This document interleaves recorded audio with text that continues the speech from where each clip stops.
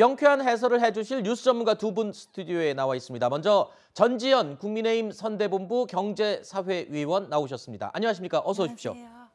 자, 다음으로 김수민 시사평론가도 함께 자리하셨습니다. 어서 오십시오. 네. 안녕하십니까? 자, 대선까지 이제 불과 26일밖에 남지 않았습니다. 여론조사 결과 하나 짚어보겠습니다. 한국 리서치에서 조사한 대선 후보 지지도 여론조사에서 이재명 후보가 34%, 윤석열 후보가 37.7%, 심상정 후보 3%, 그리고 안철수 후보가 9%로 집계됐습니다.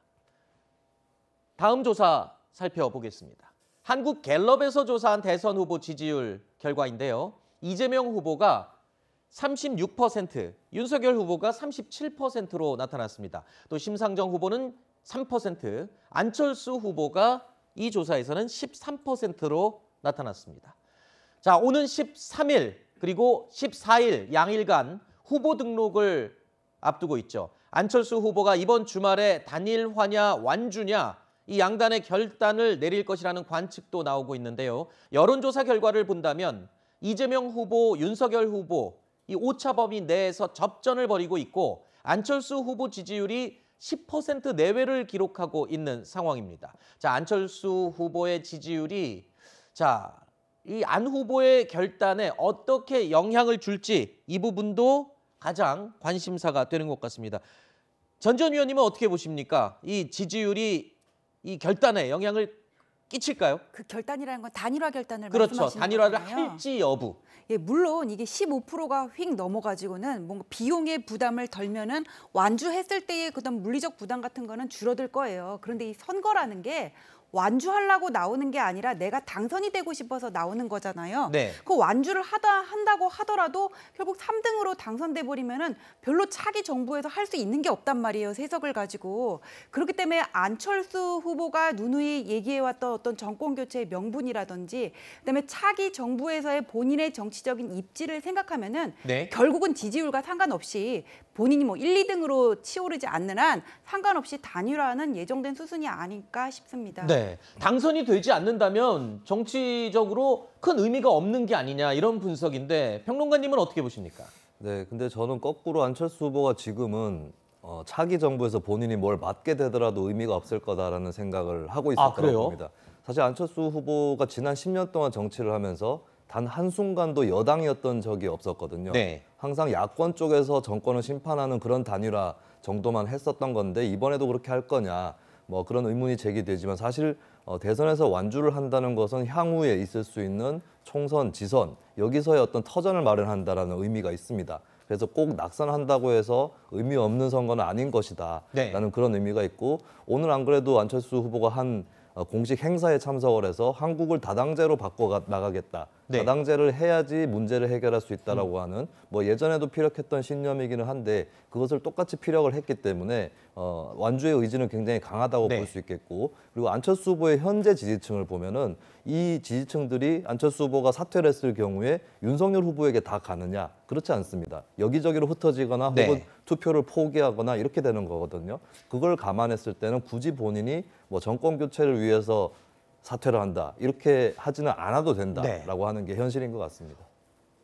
민주당은 물론이고 국민의힘 역시 이 안철수 후보와의 단일화를 위해서 물밑 경쟁을 벌이고 있는 상황인데요. 이 몸값이 당연히 오를 수밖에 없겠죠. 안철수 후보 과연 이번 주말을 사이에 두고 어떤 선택을 할지 주목이 됩니다.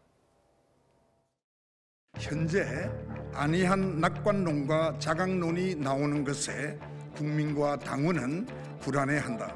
선거에 이르게 난 우리는 단일화 없이 승리도 없다는 경험을 실패 속에서 배워왔다.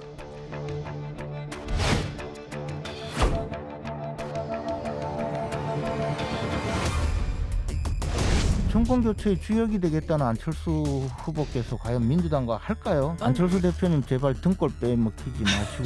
안철수 후보가 윤석열 후보랑 단일화할 수 있을까? 만약에 단일화한다면 최소한의 자존심마저 다 이제 버려버리는 왜 출마했는지 알 수가 없는 상황이 돼버리지 않겠는가.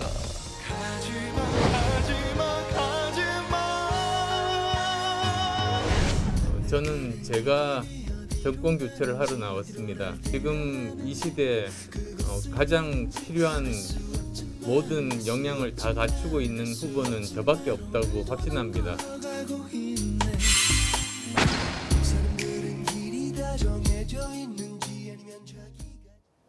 자, 안철수 후보는 지금 유세차를 계약했다라고 합니다. 그러면서 대선 완주를 역시 강조하고 있는 상황인데요.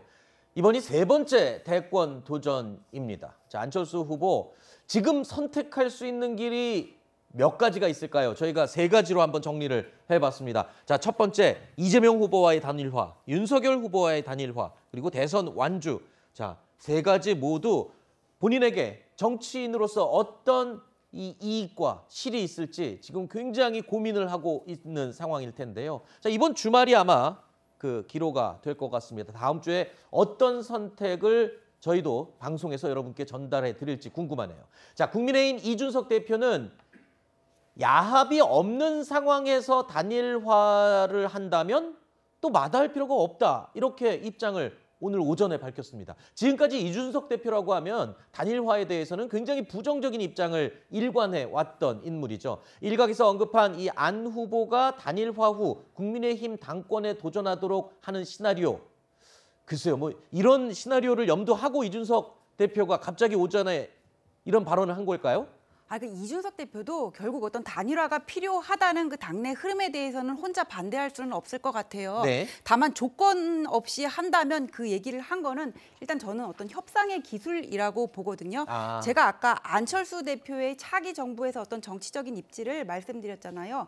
그러니까 그게 국민의힘이랑 단일화를 한다고 하더라도 국민의당 지금 자기가 유지하고 있는 그 파일을 가지고 들어가야 되는데 만약에 아무런 조건 없이 그냥 들어와라 한다 그러면은 들어갈 이유는 없겠지만은 협상을 할 때 처음부터 어떤 거를 카드를 내놓고 하는 협상보다는 네. 저렇게 협상의 기술이라는 책도 있잖아요. 네. 처음부터 아무것도 없이 그냥 들어와라 하는 게 나중에 협상을 할 때 그 디테일에 있어서 좀 더 용이해지는 면이 있어서 네. 제 뇌피셜로는 이준석 대표가 저런 얘기를 한 게 아닐까 싶습니다. 일단은 뭐 단일화는 반드시 할 것이다라는 전제하에 지금 말씀을 해주시는 걸로 이해가 됩니다.